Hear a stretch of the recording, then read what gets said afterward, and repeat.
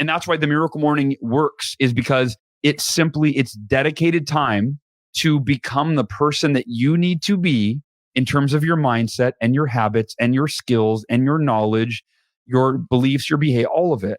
It's dedicating time to becoming the person that you need to be, that is capable of creating everything you want for your life. And if you start every day that way, it's inevitable. Like, you can't not become a better version of who you are when you start. And as you get better and better and better and become more capable, you start to see that, wow, I'm showing up to everything differently.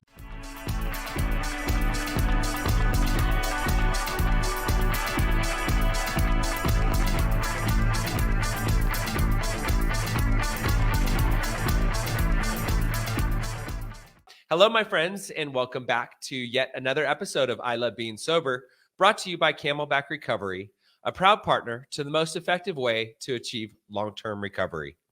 My name is Tim Westbrook, and I'm the CEO and founder of Camelback Recovery here in the always sunny and always sober Scottsdale, Arizona, where my team and I, over the course of many years, have helped thousands of people on their path to recovery.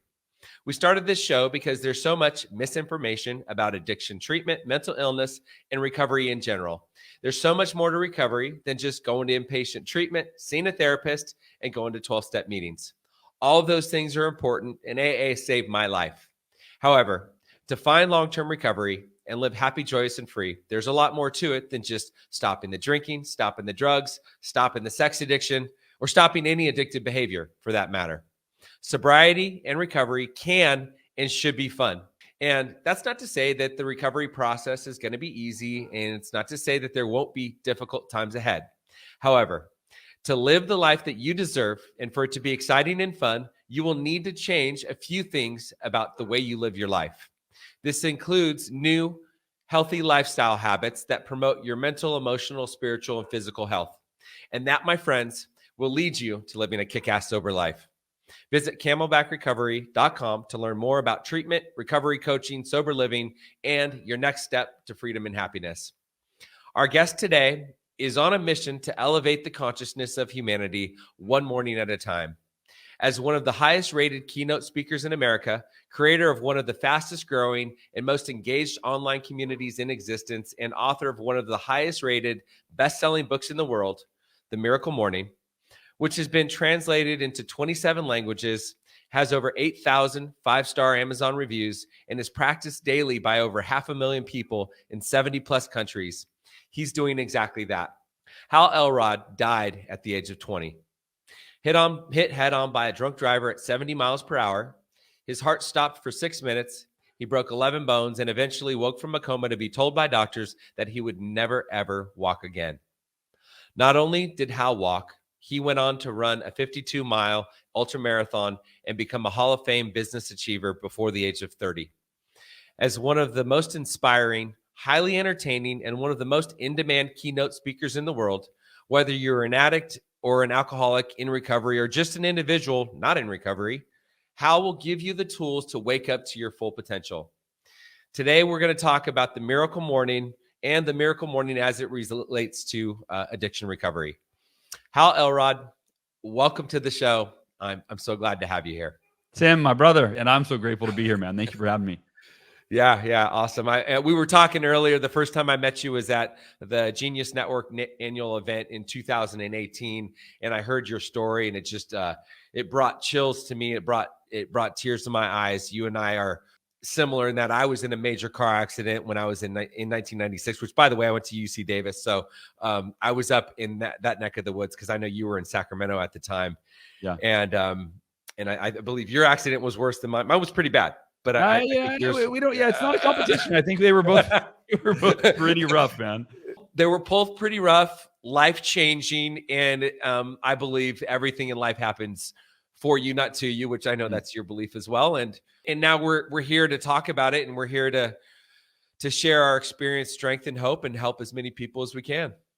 Yeah, I think that is something that we all have. I would say responsibility, but I also would say that's my own opinion and belief, and someone else doesn't have to adopt it. But that responsibility to take what we have overcome what we've accomplished, and then pay it forward and help other people. And I feel like I look at like humanity as a family. We're all just a big family, And so I look at how I try to treat everybody, every stranger, every human being on the planet, the same way I would treat a family member, right? And I would help them. I would help them overcome their challenges. I would help them achieve what they want in life. And so I try to just, take that mindset to every person on the planet.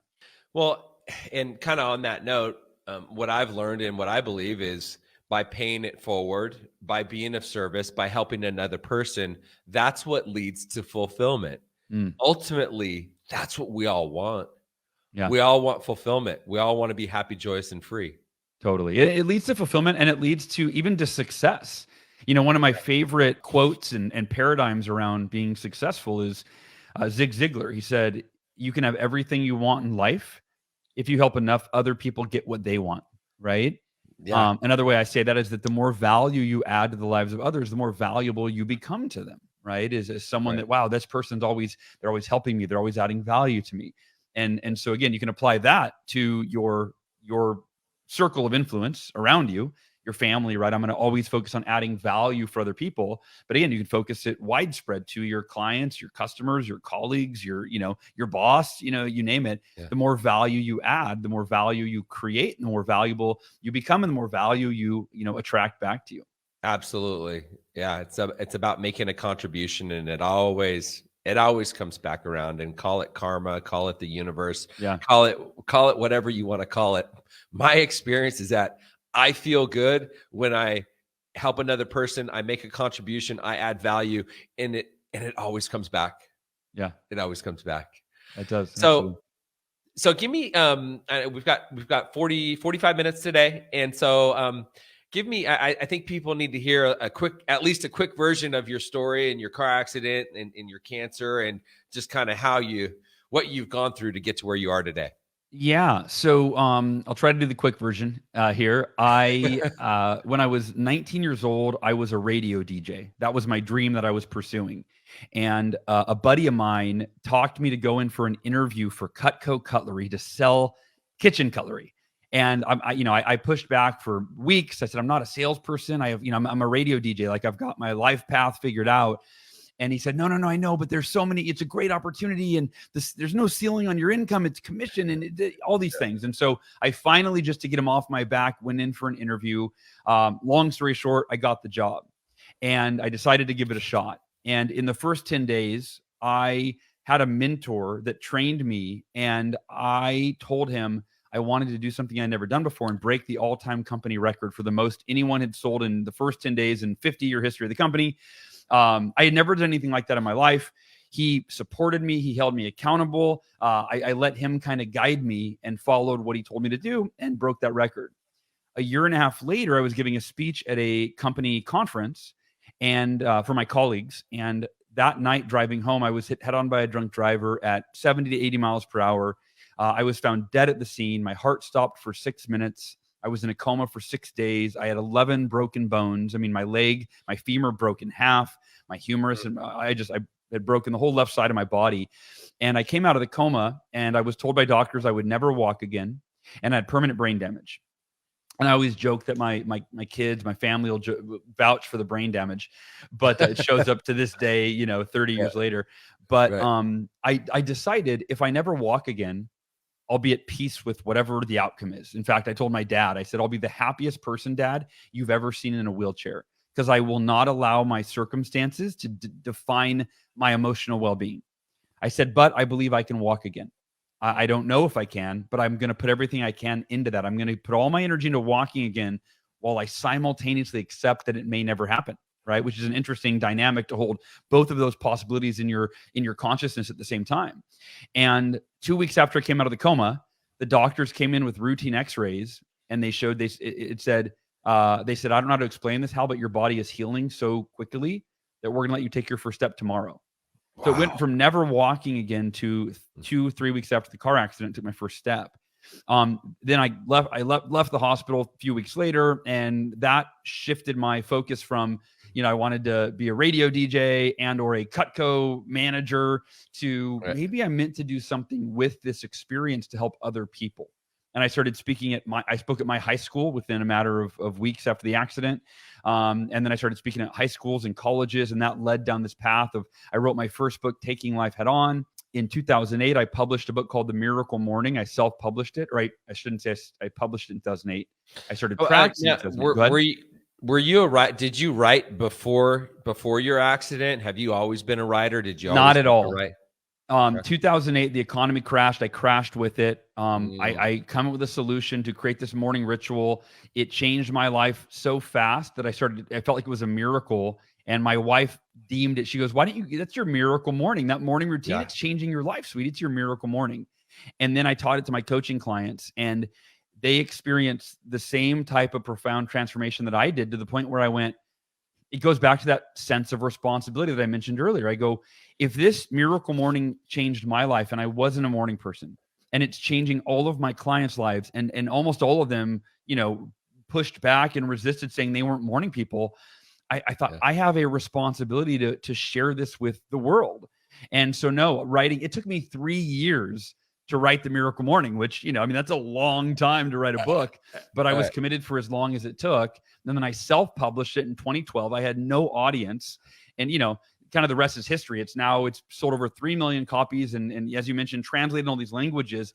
And that was all that came out of me committing to, I'm going to do whatever it takes to share this with the world, because I really believe, and I've seen it can help other people. That's amazing. That's amazing. Okay. So 2012, you self-published, and then what happened in 2016?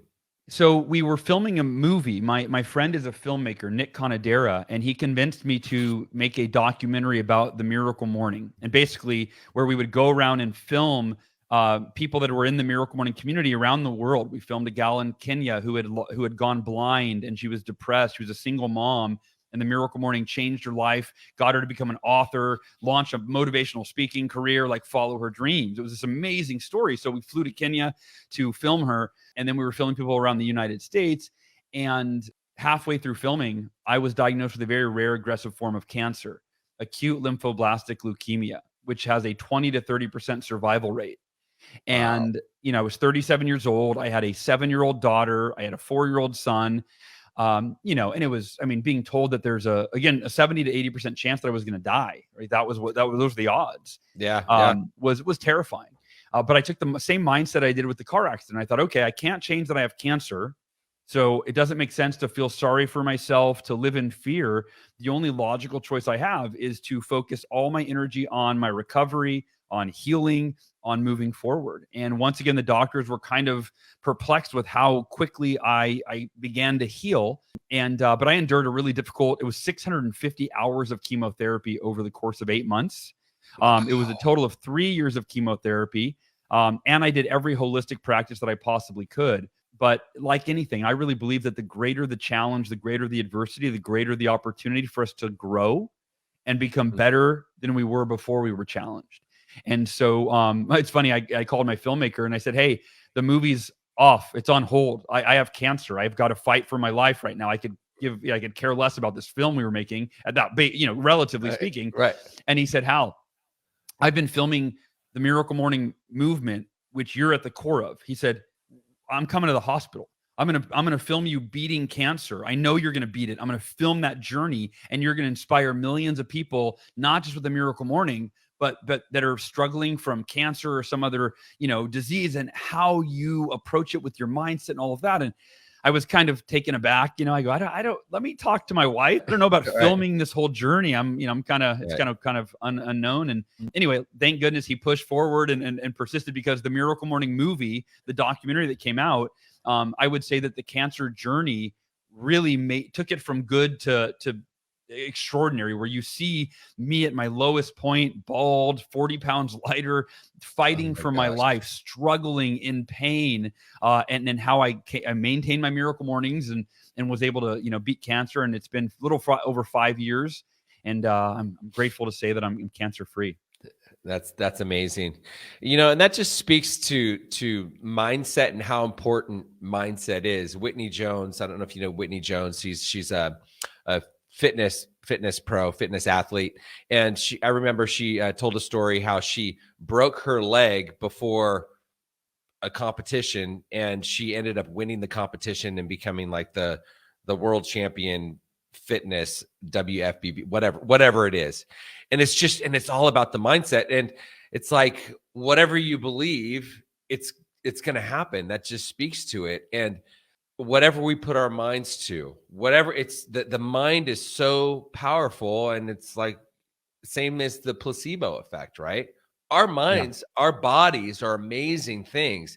And if we believe we can do something, if we truly believe we can do it, then normally it happens.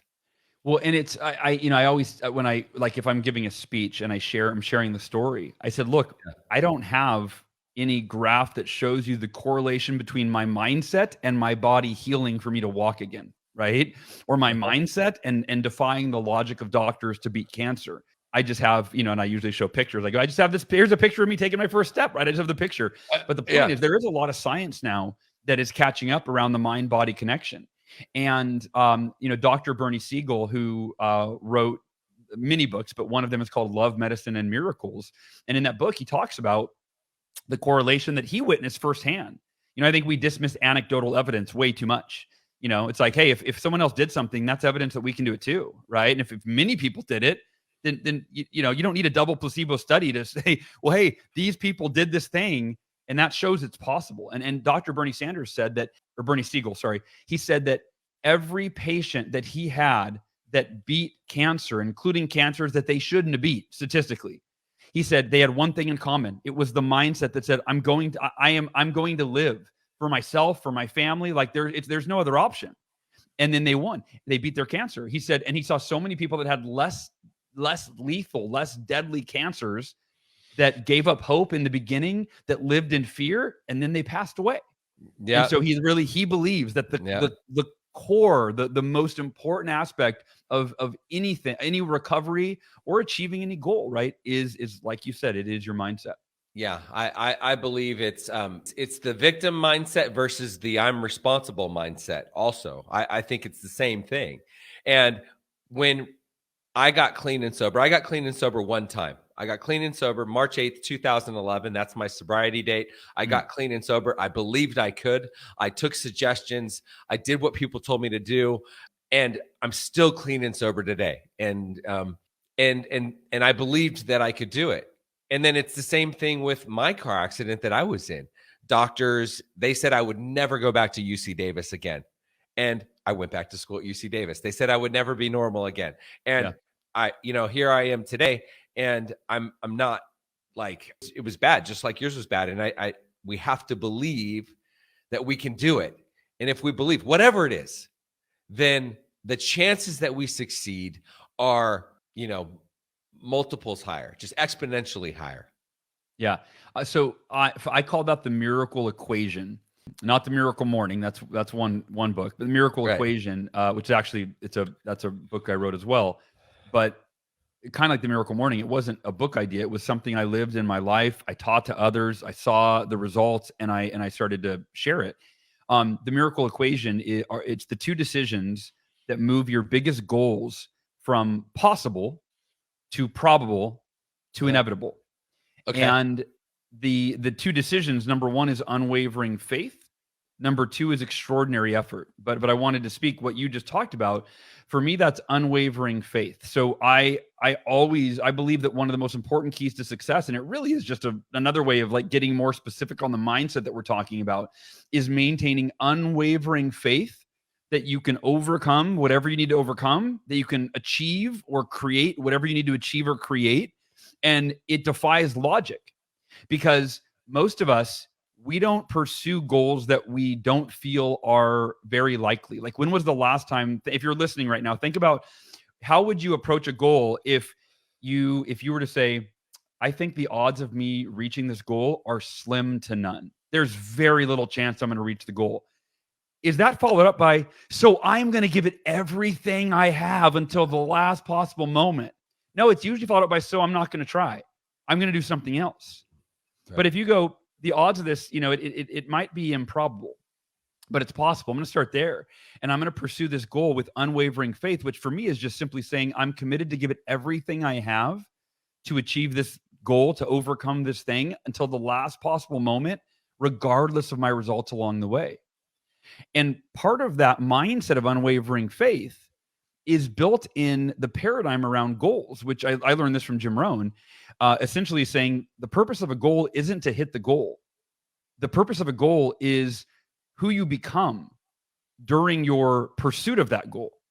So if you give it everything you have to reach a goal, but you fall a little short, the growth is still with you. Who you became in terms of the mindset that you maintain through the ups and the downs and the self-doubt and the failures along the way, the habits that you maintained of getting up every day and moving in the direction of your goal, doing something that moved you in that direction, right? That mindset, those habits, all of that sticks with you.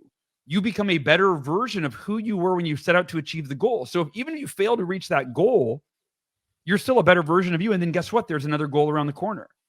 And so if you take this growth mindset of, look, goals are not black and white. Success is not only found in achieving the goal. It's found in maintaining unwavering faith and putting forth extraordinary effort every day until I get to the point where the goal, either I hit it or I don't. And if I don't hit it, that's great. The growth was there. And then I take that into the next goal. And that's the thing, is most people don't set these goals if they don't believe they're going to happen. And that's where faith comes into play. Is every great accomplishment, any invention, for example, the inventor couldn't have known that I could invent this thing for sure. It was through tinkering and trial and error, and then eventually you get more and more clarity on who you are and what you need to do to achieve the thing you want to achieve. And it might not happen in year one. It might take longer, but eventually it will happen. I love that. Unwavering faith.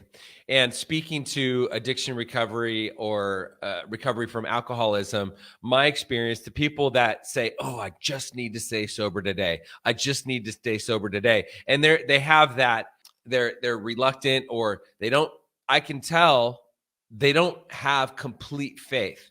And I know for me, and this is what I've seen, the people that focus on living a kick-ass sober life, the people that they're not focused on not drinking and not doing drugs, they're focused on living a better life. They're focused on doing healthy things. They're focused on getting their morning started off on the right foot. And the Miracle Morning, I have my own version of a Miracle Morning, which I've read the Miracle Morning for Addiction Recovery. I've read the normal Miracle Morning. I've interviewed Anna David and Joe Polish on my show, and they were both, and they wrote this book with you. So I would say the morning routine is the most important part of my day, and I know it's the most important part of a lot of people's days. So give me the main, what are the main points of the Miracle Morning? So the Miracle Morning it's a daily morning routine. The premise of it is more important than the steps, I think, or meaning like you're not going to do it if you're not really sold on it. When I created the Miracle Morning, it was 2008. The economy had crashed and I crashed with it. And I was desperate. I was in debt. My house was foreclosed on. I couldn't pay the bills. I felt like I was drowning because it was not getting better. It was getting worse and worse and worse month after month. And a series of events led me to go for a run. And I hated running at the time. I had never run outside of high school required PE class. But I went for a run and I listened to a Jim Rohn audio. And Jim Rohn said a quote that literally, Jim's like my parent, and we gave birth together to the Miracle Morning, kind of with this philosophy he shared. Right. And it was simply, your level of success in any area of your life will seldom exceed your level of personal development. And I really believe that's the missing link for most people. Is we all want, on a scale of 1 to 10, if we're measuring success in any area, we all want level 10. Like, we want to be as happy as we can possibly be. Level 10 happiness, level 10 health, level 10 financial freedom. We all want level 10. But then if you look in the mirror and you ask yourself, what's my level of personal development on a scale of 1 to 10? And for me at that time, it was like a 2 or a 3. Like, I was depressed. I was, I was financially strapped. I was not in a good place mentally and emotionally. And I wasn't doing personal development at all because I was just trying to pay the bills. And then I went, okay, the epiphany was, I go, if I want to create level 10 success in every area of my life, I have to become a level 10 person first. I have to develop myself. And so I went home and I just Googled, like, what are the best personal development practices? what do the world's most successful people do for their personal development? And I was looking for one practice, the best one, the most effective one. And I ended up with a list of 6. And I got a little overwhelmed. I went, I can't, I can't do all 6. And which one's the best? And, I couldn't figure it out. And the epiphany was when I went, wait a minute. What if I created a ritual with all 6 of these practices? Meditation, affirmations, visualization, exercise, reading, journaling, the 6 most timeless, proven personal development practices in the history of humanity that the world's most successful people in all walks of life have sworn by for centuries, long before you and I were here. These practices were enabling people to optimize themselves so that they could create what they wanted for their life. And I got excited. I was like, I went from being depressed for 6 months to that night, I was like a kid on Christmas Eve. I was like, I can't wait to wake up and try this. And I woke up the next morning and I fumbled my way through the whole thing. I didn't know how to meditate. I never did that before. Affirmations, the way I was finding them on Google, felt really phony, really inauthentic. Like, I am a millionaire. I am this. I'm going, these aren't true. Visualization, my mind was wandering all over the place. So my very first morning, I fumbled my way through the 6 practices, but even with that, at the end of that hour, I did 1 hour. I went, this is it. This is the one thing that'll change everything. If I start every day with these 6 practices, with the amount of clarity that I have right now, with the amount of energy that I have right now, with how at peace I feel, how optimistic, how hopeful, and I had been hopeless for 6 months. I thought, this will change everything. In 2 months of doing the morning routine, it wasn't called the Miracle Morning, right? Like this, I think it's important. Right. This wasn't a book idea, but within 2 months of doing this practice, now keep in mind, in 2008, when the United States economy had already crashed and it was getting worse and worse and worse by the day, I doubled my income in 2 months. I went from being in the worst shape of my life physically to committing to run a 52-mile ultra marathon when I had never run before. And I went to my wife and I said, sweetheart, I remember the day I'd signed 2 clients that day. I said, sweetheart, we officially have doubled our income in the last 2 months since I started this morning routine. It feels like a freaking miracle. Yeah. And she goes, it's your miracle morning. And I smiled. I said, I love that's catchy. So I went to my planner. I still had a physical day planner. I opened it up. I wrote miracle morning in place of morning routine. And I started doing that every day. And I taught my coaching clients, like I said, the rest is kind of history. It worked for them. And then I shared it with other people. But those 6 practices, last thing I'll say on this, and then we can dive into anything you want. I organized them in an acronym to keep them memorable. So these are the SAVERS, SAVERS: silence, affirmations, visualization, exercise. The R is for reading, and the S is for scribing. So those are the 6 practices. S for silence, A for affirmations, V for visualization, E for exercise, R for reading, and S for scribing. And to quote Robert Kiyosaki when he had me on his show, he said, Hal, I've read The Miracle Morning 3 times. I do it every day, which was mind-blowing since he's one of my favorite authors himself. But and he said, I think you named the book correctly. He said, because if you go study the world's most successful people in any field, he said, you'd be hard pressed to find anyone that doesn't swear by at least one of the savers. He said, maybe they do 2 or 3, but he said, I had never heard of anyone that did all 6 of these. I think he called them ancient best practices. And he said, I really believe that when you do all of them, any one of them will change your life. All 6 of them, you are going to see miracles. And he said, that's what I'm experiencing. It's what you've experienced. And I think that, that Miracle Morning is appropriate. And Robert Kiyosaki is a guy that really studies. So totally. So he's like, that's what he does. That's his jam is studying. Yeah. So, that's amazing. And I know for me, ever since I got clean and sober, so for over 10 years, I've been doing a version of the Miracle Morning, which I met you in 2018. So I didn't understand savers, or I didn't have savers, but I know for me, I wake up for me, the first step is I got to wake up an hour before I have any other commitments. Yeah. And I work, even if I work out at 5 a.m., which many times I go and I work out at 5 a.m. I'm up at 4. Nice. I'm up at 4 and I do my own little version. And then so it's not exactly in the perfect order. I guess it is the perfect order for me. And it's just my days. Let me ask you this. Do you ever skip your morning routine or your own miracle morning? Never intentionally.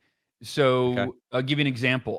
I strive to do the Miracle Morning 7 days a week. I probably average 6.3. You know, I mean, it's like it's Right. almost every day. Last night was an example. My wife and I got invited to this really cool dinner, and she, and we weren't eating the main course till after 9 p.m., which I normally eat at 5 p.m. so that my food is completely digested by the time I go to bed. You're the same.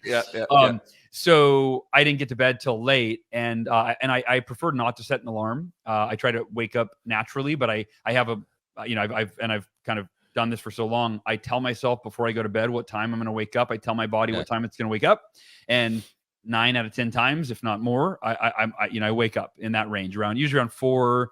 11, 4:22, like right in that range, I wake up and start the Miracle Morning at 4:30. But today I woke up at 6:30, and man, when I miss my Miracle Morning, I'm off.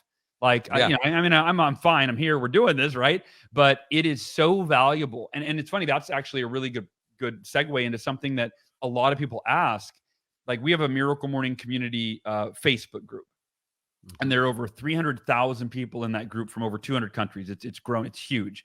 And people are really engaged. And one question that a lot of people will ask that are newer to the Miracle Morning is, hey, guys and gals, like, do you do this, 5 days a week or 7 days a week? Or how often do you do it? Do you take the weekends off?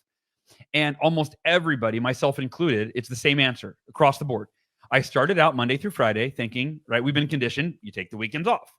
But when I would take off Saturday, I'd wake up a couple hours later and I would feel this like something's missing, because the Miracle Morning is so beneficial that they were missing, right, the peace of mind and the motivation and the energy and the clarity and all these benefits that come from the Miracle Morning. And so then I went to 6 days a week. I started doing it Monday through Saturday. And then I finally started to do it 7 days a week. And I'm the exact same way. In fact, there's a correlation. Oprah Winfrey had a quote where she said, I love waking up early on Saturday and Sunday when I don't have to, and working on things that are important to me, because it comes with a sense of space and freedom that I don't have during the work week, because I got to be somewhere at a certain time. Yep. And so I can honestly say my favorite Miracle Mornings are probably Saturdays and Sundays, because I don't have the same commitments. My kids are going to sleep in a little later. I can actually do a longer Miracle Morning. It feels a little freer, and So I forgot the question, but that's the answer. Yeah. I said, do you ever skip your Miracle Morning? Which I'm the same way. I don't skip it intentionally, but there's occasionally, that something happens and I don't get to do the whole thing, but I do. I normally do at least breath work. I pray, I meditate. And I do a gratitude list. Those are kind of the ones that I do. And then I exercise. Usually that's not like in the same morning block, but it's shortly after. So, and real quick, I'll insert this. There's an entire chapter in the Miracle Morning book called The 6-Minute Miracle Morning. And that, it sounds like a gimmick, at least to me, I always think it sounds gimmicky. Yeah. It's not like 6-minute abs or whatever. But no, the reason I created that, it was just like the book itself. It was my own experience. And then I just threw it in the book. We have this all or nothing mentality where it's like, I want to work out for an hour or for 30 minutes. And so if we don't have enough time for that, we tend to skip it altogether. And that we do that with everything in life. Yeah. And I found myself many days where I would wake up and I'm like, I want to do an hour Miracle Morning, but I only got, 25 minutes till I have to leave. So I'm not going to I'll just skip it today. And I kept having that all or nothing mentality. And then one day I just had this thought. I go, what if I did a 6-minute Miracle Morning where I still did all 6 of the savers, but I just did 1 minute each? And so I set my timer for, 60 seconds on my phone. And I just meditated and kind of prayed and just got quiet. Spent that, the first S, the silence. Spent time in silence. And I felt calmer and more peaceful. And then I pulled out, the timer went off. I set it again, grabbed my affirmations. And I just read a few things that reminded me, I am just as worthy, deserving, and capable of everything I want in my life as any other person on earth. And I will prove it today with my actions. And I was like, yes. And then I'm like, all right, I'm going to do it. And it just took a minute to get me fired up and get me recommitted through those affirmations. And same thing, I did, exercise, 60 seconds of jumping jacks. I'm out of breath. Heart rate's up. I'm feeling awake. I'm feeling energized, right? Pulled out my book, read a page. And so I realized that the Miracle Morning is totally scalable.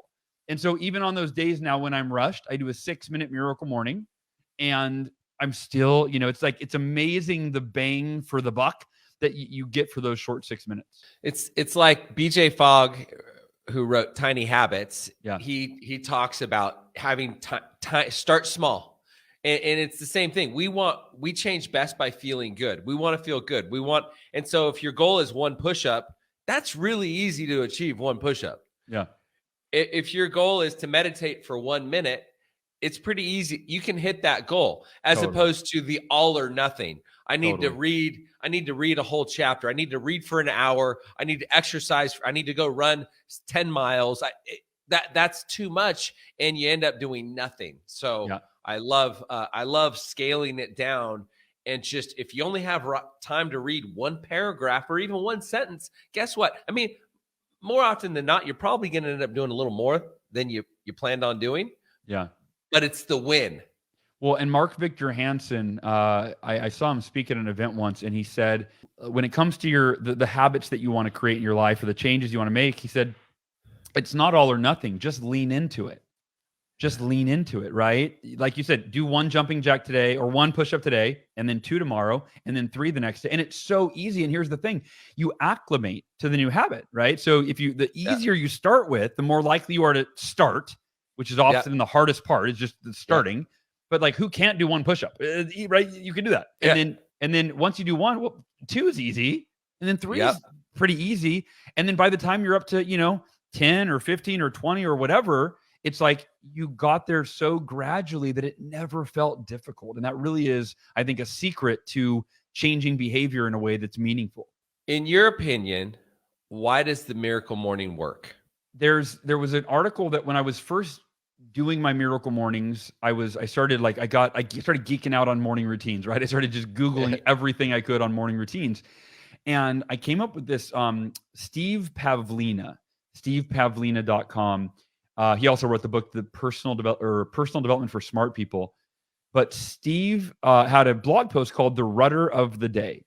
And in the same way that the rudder steers the ship, right? Whichever direction the rudder is pointed determines the direction that the ship goes. He said the morning is the rudder of the day. Whatever direction your morning begins with is the direction that the day follows. So in other words, how you start your day sets the tone. It sets your mindset. It sets the context. It sets the direction of your day. And in other words, if you win the morning, you set yourself up to win the day. And most people, myself included, previously, before Miracle Morning, right, I would set my alarm for the last possible minute to get out of bed, to not have a negative consequence. Like, what's the last minute? Snooze 5 times. Snooze. I would even build in that I bet most people do that, right? You'd build in, okay, I want to snooze 3 times. So I'll set it 30 minutes earlier than I actually need to wake up, right? Set my time 10 minutes faster than it actually is.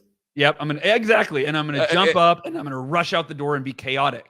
Yeah. And if you think about it, hitting the snooze button is literally a form of procrastination. Mm-hmm. And as we all know, procrastination kills a lot of dreams. Well, do you want to? So if you're starting your day in procrastination. You're starting your day in a state of resisting the act of waking up. It's like we all say we want an extraordinary life, but when the alarm clock goes off and it says, "Hey, here's your opportunity," you get to spend the morning, becoming the person that you want to be to create everything you want for your life. You're like, cool, I'm going to become the person that hits the snooze button and lays in bed for another 9 minutes. And then I'll probably do it a couple more times. I'm going to be the person that procrastinates on getting up. I'll be the person that doesn't dedicate any time to my personal development, to becoming the person that I need to be. I'm just going to rush out the door into my day. And that's why the Miracle Morning works, is because it's dedicated time to become the person that you need to be in terms of your mindset and your habits and your skills and your knowledge, your beliefs, your behavior, all of it. It's dedicating time to becoming the person that you need to be, that is capable of creating everything you want for your life.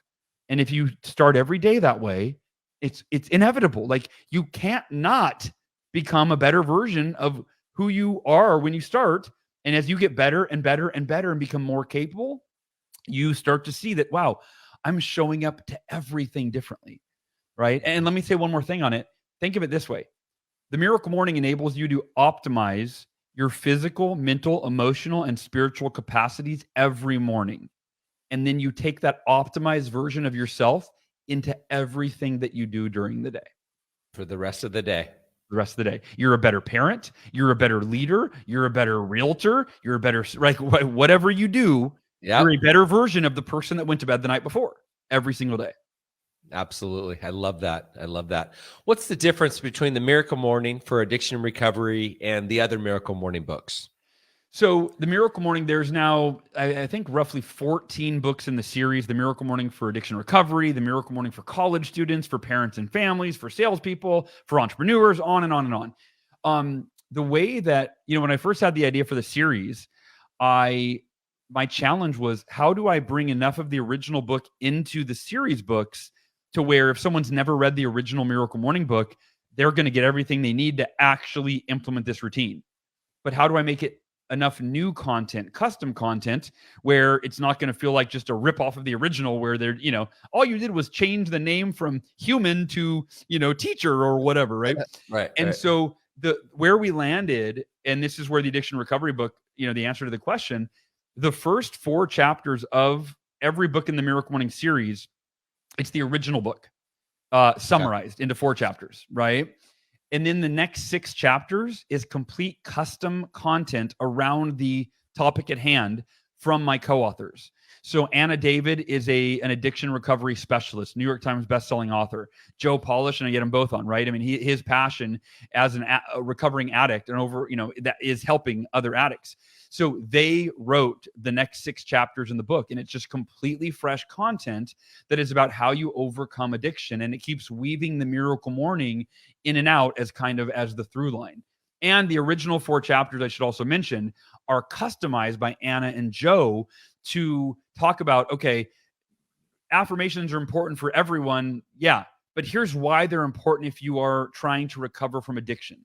And it goes through all of the savers in this really custom way for someone who is committed to, or at least wants to commit to, overcoming their addiction. And whether it's addiction to, any addiction, right? Drugs, pornography, television, I mean, you name it.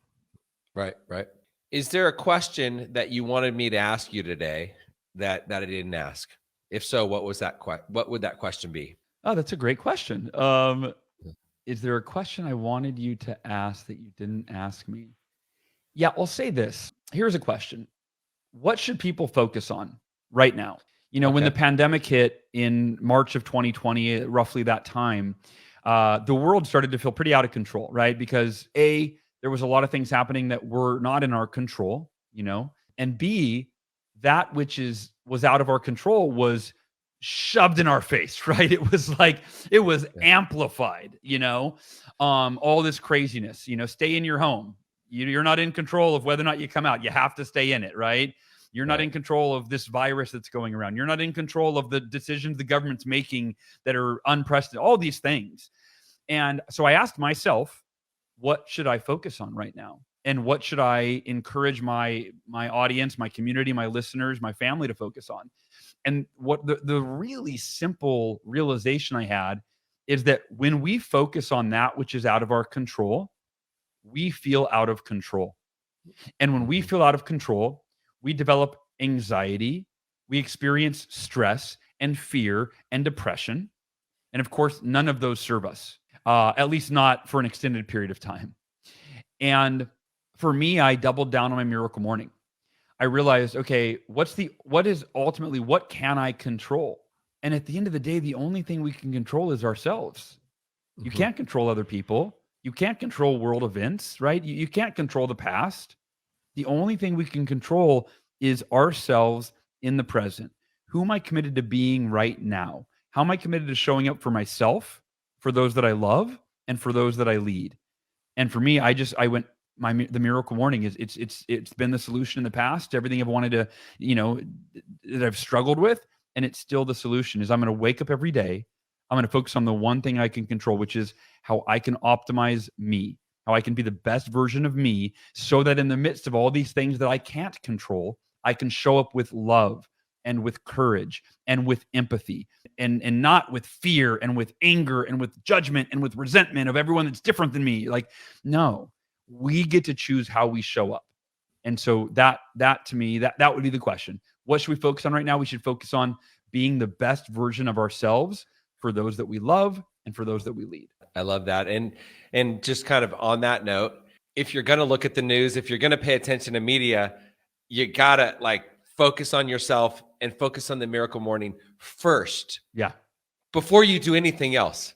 And that's the way you're going to get to focus on the best version of you and being the best version of you. Well said. Hal, thank you so much. I really appreciate you. I appreciate your time. I got a lot out of this, and I know that our audience did as well. And thanks for being here. Tim, I appreciate you, man. Thank you for all the work that you do, and thank you for letting me contribute.